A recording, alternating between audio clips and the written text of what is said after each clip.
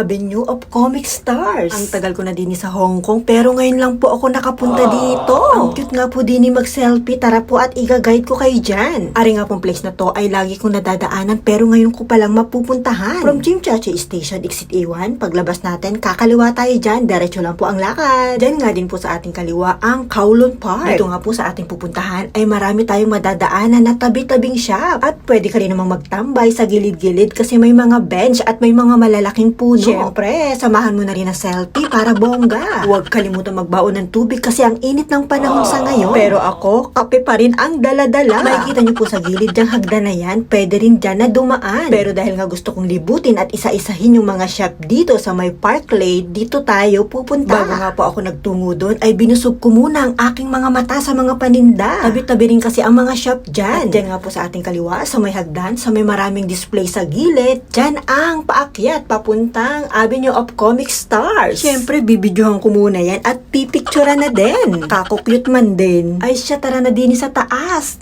Pasyalan natin to. O, diba? Ang cute na mga display. Mahaba po yan. Baybayin nyo lang at syempre mag-selfie. Enjoy again mga lodi ko sa inyong mga gala at lagi pong mag-iingat. Thank you so much guys sa palaging panonood. Bye!